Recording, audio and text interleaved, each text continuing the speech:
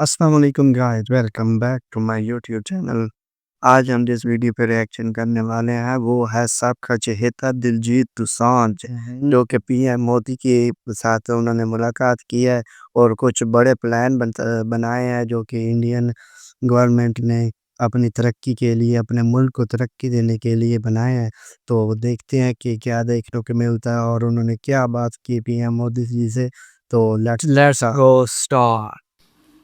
Start करो भाई। बता वाला पंजाबी ज़्यादातर मैं इनका पंजाबी वीडियो कोई ना कोई अच्छी लगती नहीं, कोई ऐसी खोल पंजाबी। हिंदुस्तान के गांव का एक लड़का दुनिया में नाम रोशन करता है तो अच्छा लगता है। और आप तो नसीब वाले हो जी, आपके परिवार ने आपका नाम दिलजीत रखा। क्या तो बात है, जीतते ही दिलजीत जाते हो दोसांझ लोगों पीएम को। मोदी के साथ, क्या बात है। हम पढ़ते थे, मतलब ये लिखा हुआ सब जगह और खुद कि मेरा भारत महान। लेकिन मेरा भारत महान मैंने इस टूर में एक्चुअली जब मैं भारत घूमा ना जी पूरा, तो मेरे को पता चला ये क्यों कहते हैं मेरा भारत महान। सचमुच में भारत की विशालता एक अपनी शक्ति है जी। ये बेनिफिट जनसंख्या इसलिए मिलता है, ऐसा नहीं है। हम लोग एक वाइब्रेंट सोसाइटी है। आपकी जर्नी से भी सर हम जब देखते हैं तो मतलब आपने कितना अपनी इकाइयों में हिमाचल चले जाना और सब कुछ छोड़ देना और फिर भगवान का इतना आशीर्वाद हो जाना, ये बहुत बहुत मतलब ये भगवान की मर्जी ही है। उसके बिना क्या होता है। हमारे देश में हर इंसान पौधे में भी परमात्मा देखता है। कोई समझ नहीं आ रहा। मतलब हम वेस्टेज नहीं करते हैं। हाँ, थ्रो अवे कल्चर वाले लोग नहीं है।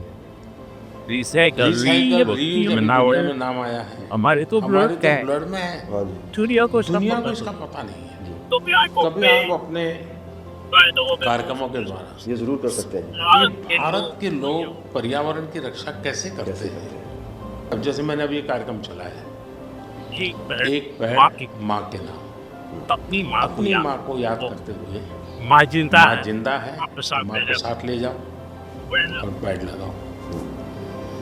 माँ की माँ की जीवन स्मृति बन जाएगी वो। और माँ और माँ जिंदा नहीं है तो फोटो लेकर के जाओ, लेकिन माँ को कहो माँ तुम्हारे लिए ही है। तो अपनी माँ जिसने हमें जन्म दिया और ये और ये धरती माँ का जो जीवन देती है, दोनों को हम एक प्रकार से आज करोड़ों लोग ये काम कर रहे हैं। हाँ। भारत में सबसे बड़ा अगर कोई जादू जिसको कह लो तो वो योग है।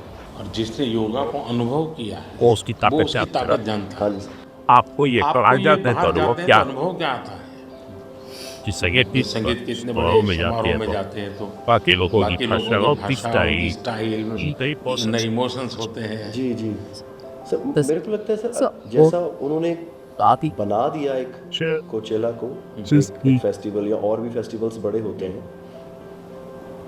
हम तो बहुत ज़्यादा बड़े कर सकते हैं यहाँ पे सर। और लोग दुनिया भर से ट्रैवल करते हैं ऐसे फेस्टिवल्स के लिए। तो हमारा तो हम भी बैठ के भी खाना खा रहे हैं और कोई राजस्थान में गा रहा है तो इतना सुरीला गा रहा है कि बंदा बोलता है कि मैं गाना छोड़ दूं यार, ये इतना अच्छा गाना गा रहा है। और प्रोफेशनली गाता हूं, ये बंदा प्रोफेशनली गा भी नहीं रहा और मेरे से अच्छा गा रहा है। इतनी ज़्यादा उनके अंदर कला है, वो लोग बना के बैठ गए।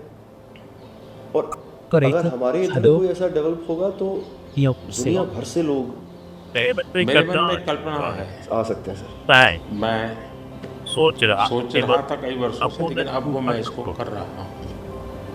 वेव्स। मेरा मत ये है, इतना बड़ा देश और दुनिया की सबसे ज़्यादा फिल्में यहाँ बनती हैं। हाँ जी सर, दुनिया में सबसे बड़ी क्रिएटिव इंडस्ट्री यहाँ है। तो मैं यहाँ वेव्स एक बहुत बड़ा मूवमेंट खड़ा कर रहा हूँ। अब दुनिया की क्रिएटिव वर्ल्ड को मैं इकट्ठा करने वाला हूँ अप्रैल में जी। अब दुनिया का क्रिएटिव वर्ल्ड का सेंटर हिंदुस्तान में। मैं एक बार जर्मनी की चांसलर मर्कल जी, तो हम मिले तो उसने मुझे संगीत का विषय निकाला। मैंने उसको कहा मेरे देश में है सूर्योदय के पहले संगीत हो ये अलग है, सूर्योदय के बाद अलग उसका टाइम अलग है। हाँ जी, Pero recordará para अलग अलग पहर मेरे हैं, हर पहर का संगीत होता है। मैंने कहा फिर मैंने कहा सैड सैड सिचुएशन है तो एक एक संगीत है, जॉय है तो एक है। तो फिर उनको बड़ा इंटरेस्ट लिया।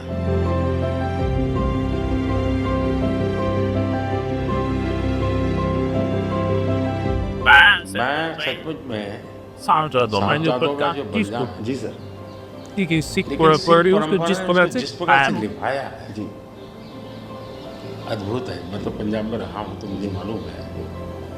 माता गुजरी और साथ ही 7 दिन तक लोग वैसा सोते नहीं थी थे। जमीन पे सोते हैं जी। हाँ जी मुझे बड़ा खुद को इमोशनल बड़ा इमोशनल अपील करता था। हाँ जी तो फिर मैंने यहाँ आकर के 26 दिसंबर को हाँ जी वीर बाल दिवस मना था। हाँ जी देश और का मैं देश के हर बच्चा को चाहता हूँ कि वो समझे कैसे कैसे वीरता होती थी, जी सर। आस्था क्या होती थी।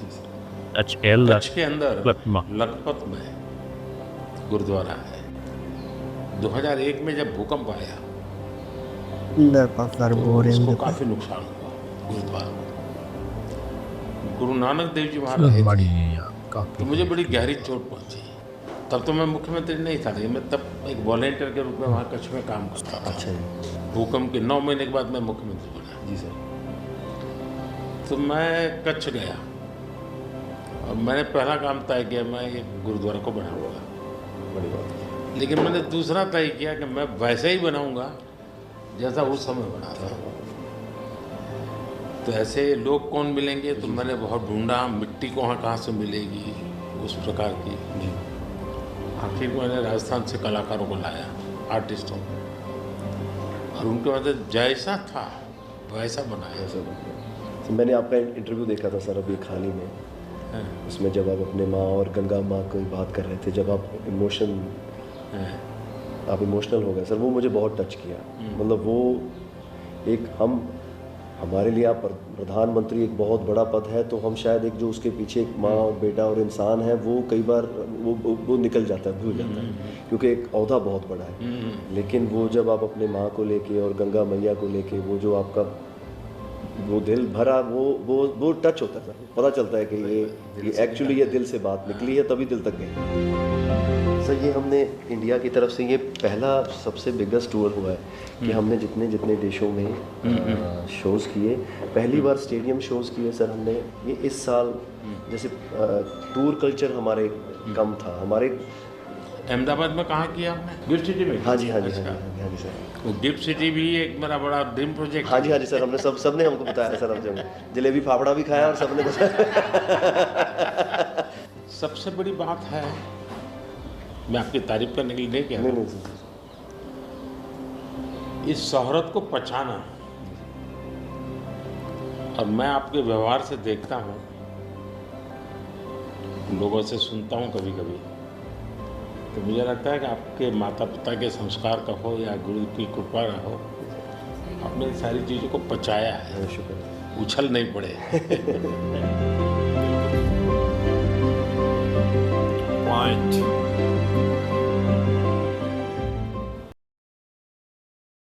सो गाइस, वीडियो पे एक्शन किया, बहुत ही मज़ा आया। और दूसरी बात ये थी कि इंडिया वालों के लिए अब बहुत ही बड़े-बड़े प्लान तैयार कर दिए गए हैं और पीएम मोदी साहब भी अब अपने जो आइडियाज़ नए-नए दिलजीत साहब के सामने रख रहे हैं और इंडिया के बारे में बता रहे हैं कि हमने अब क्या करना है आगे। और दूसरी बात ये भी मुझे समझ में आई कि इंडिया में सबसे ज़्यादा फ़िल्में बनाई जाती है।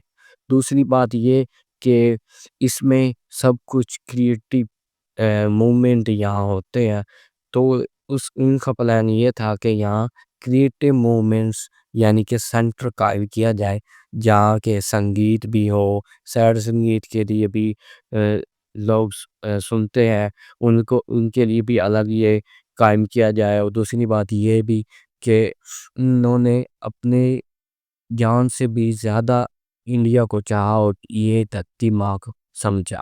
आपके लिए पर क्या? तो भाई मुझे भी देखकर वीडियो को देखकर मोदी साहब को मिले हैं दिलजीत सन्ना जो दिलजीत साहब, हाँ दिलजीत साहब। तो दूसरी बात ये भी देखने को मिलती है कि भाई कुछ अरसा पहले 10-12 दिन ही हो चुके हैं, न्यूज़ चली थी, ठीक है। ये जो इंटरव्यू है ना, कुछ 10-12 दिन पुराना ही इंटरव्यू है, ठीक है। 10-12 दिन हो गए इस इंटरव्यू को आए हुए। दूसरी बात ये कि अब के पंजाब इंडिया के जो पंजाब है ना, पंजाब में ज़्यादातर बिल जो है ना, इन्होंने मोदी जी ने बिल की बिल्कुल फ्री कर दिया, बिजली के बिल आ ही नहीं रहे पंजाब में। इतनी ऑफर दे दी है पंजाब के, पहले पंजाब की बातें ऐसी नहीं सुनी जा रही थी। जैसे दलजीत साहब गए हैं लंदन जमरी का इनका जो शो था लाइव, उसमें उन्होंने जाकर गाना गाया, तो उससे पता चला है मोदी साहब को कि भाई पंजाब का ये लड़का जो है ना तो बहुत ही फेमस है, तो इसे मिलना चाहिए, इंटरव्यू लेना चाहिए और जो भी पंजाब की समस्या है ना उनको हल करना चाहिए। तो ये बहुत ही ग्रेट इंसान है यार मोदी साहब। तो पिछले दिन एक न्यूज़ आ रही थी जिसमें मैंने देखा था कि मोदी साहब ने पाकिस्तान से एक बंदा है जी, जो हज के मौके पर सऊदी अरब के हज के मौके पर, जैसा कि गर्मी बहुत ज़्यादा थी जिसकी वजह से कुछ जो हाजी हैं वो शहीद भी हो गए थे, ठीक है, उम्रा करते हुए। और उनमें से कुछ ऐसे जो थे इंडियंस अवाम थी, जो इंडियन वाले गए हुए थे ना, उनको उस इंसान ने बचाया। अभी मुझे उसका नाम याद नहीं है, बट तो उसने मोदी साहब ने उसको ऑफ़र दिया है कि वो इंडिया आए और इंडिया आकर अपना मैं उसे अवार्ड दूंगा। ये कमाल की बात है कि हत्ता कि पाकिस्तानी को चाहिए कि उसको अवार्ड देना चाहिए, क्योंकि मोदी साहब ने उसे ऑफ़र दी है कि आप इंडिया आए और मैं आपको अवार्ड दूंगा। जैसे दिलजीत साहब को बुलाया और उनके साथ बैठे हैं, इंटरव्यू लिया, बहुत ही ग्रेट इंसान है। मुझे तो ये देखने को मिला मोदी साहब बहुत ए वन ग्रेट इंसान है। तो मुझे भी बहुत अच्छी लगी, इंटरेस्टिंग वीडियो थी। तो उन्होंने काफ़ी रहमदिली से उनसे बातचीत की और अपने आप में एक डिस्कशन की उन्होंने अपने से। तो जो भी उन्होंने डिस्कशन लिया तो अच्छे लिए होंगे, अल्लाह करे भी उनके मुल्क और तरक्की करे और अच्छे बंदे हैं। तो मिलते हैं नेक्स्ट वीडियो में। लाइक शेयर और सब्सक्राइब करना ना भूलिएगा। अल्लाह हाफिज़।